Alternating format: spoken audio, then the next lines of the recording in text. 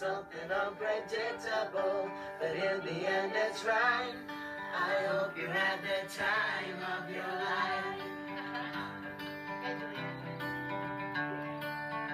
So take the photographs and still frames in your mind. Hang it on a shelf in good health and good time. Tattoos of memories and dead skin on trial. For what it's worth, it was worth all the while.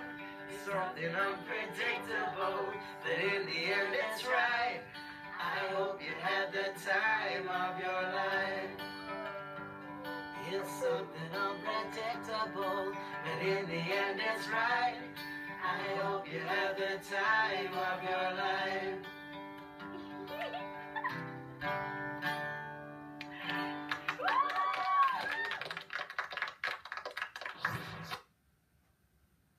I'm Simone. And I'm Chrissy. Welcome to Girl TV. Today's show is all about camping. First up, we look at the basics of how to set up a campsite with the help of some of our friends.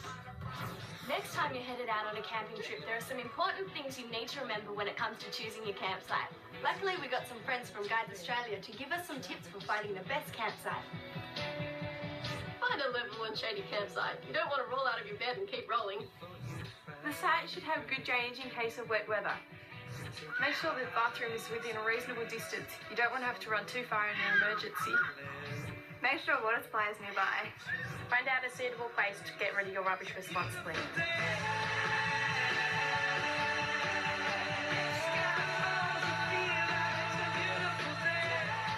Can you guys give us any tips on how to pitch a tent? Yeah, you just want to pick a nice level area so you don't, slide down the hill during the night. If there's a big green patch on the side of the hill, it's probably where the watercourse is. So if it looks like rain, I wouldn't pitch there. Watch your thumbs when you're putting in the tent pegs because it really hurts.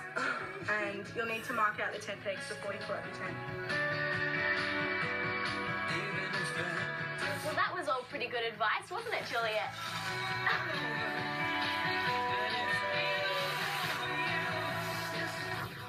Well, now that Juliet and Chrissy have taught us how to set up camp, it's time to look at some basic bush tips.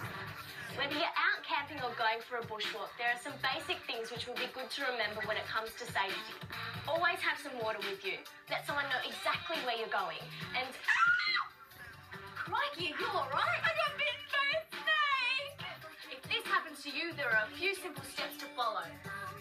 Make sure the patient stays calm and still. If they move, the poison blood will move towards their heart.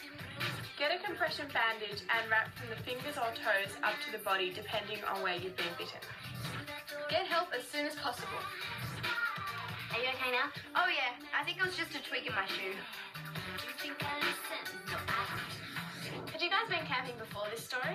Yeah, Plenty of times. school camp, but not like an outdoors recreational camp.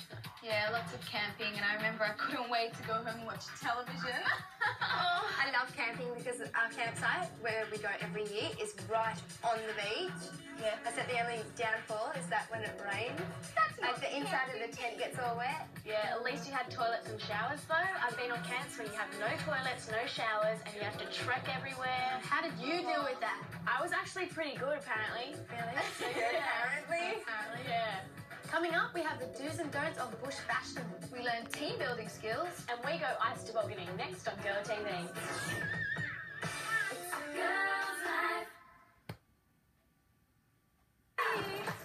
Part of the fun of camping is getting together with friends and family.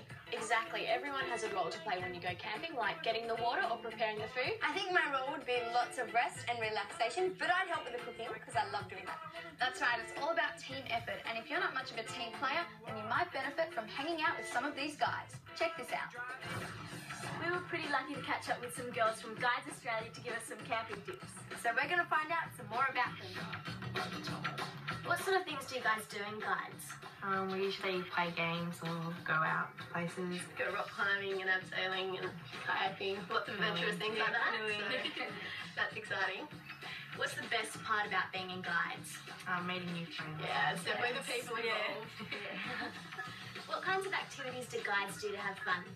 We get to go on like ropes courses, low ropes courses, challenge courses, that sort of thing. We also get to go on big camps and things like that. Like often we go on statewide camps, which is just awesome.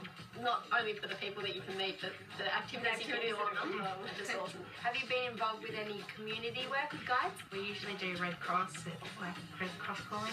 So raising money. Raising money and just being bodies there in the community, helping. What would you say to girls out there who are interested in being part of guides? They get into it, definitely. Yeah. Get a lot out of it. Lots of fun. It's got great potential. Meet new people.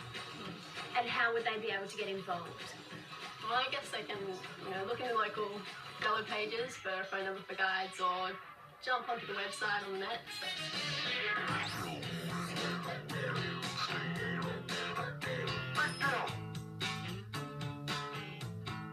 Now, Eleanor, I've heard of recycling cans, tin cans, and also newspapers and stuff, but I've never heard of cork recycling. So tell me, why is it so important to recycle? Well, it reduces the amount of garbage, and also the cork trees that corks come from take ages to grow. But why do you actually collect corks? Well, we collect them to recycle them because it takes about 43 years for them to grow, and it takes about 2 seconds to throw them into the landfill.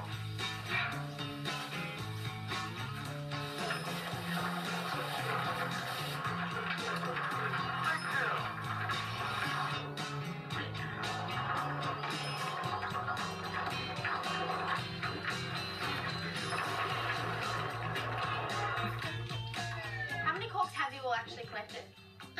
Guides Australia have collected around 90 million. 90 million corks. Yep. And what do you do with them? What's the sorting process involved? Well, we push them down a chute, and we pull out plastic and metal ones like these. Some look like the real corks, so it can be difficult. Yeah. Yeah. And we just throw them in the bin, like the box over there. Oh, okay. So you throw the ones you don't want in there, and then the rest just get sorted and crumpled up. Yep. Oh, interesting. And so once you've actually recycled the cork, what can you make? Well, you can make heaps of stuff like the inside of cricket balls, flooring, insulation, and coasters. Yeah, I've seen a few coasters. That's pretty cool. Yeah. So you can do anything Pretty much. out of this. That's pretty amazing. And tell me, how can girls get involved in this sort of program or just in general recycling? Well, if they take corks they find to the local guide branch, then we can sort them all. Excellent. It's great work you're doing. Corks for everybody. Although they may look good, everyone knows you should not wear high heels while hiking. Some people don't prepare for the long hikes and cold nights. That's why it's important to have the right gear on so you can enjoy every aspect of the trip. So Casey and I chucked on a few outfits to show you the do's and don'ts of bush fashion.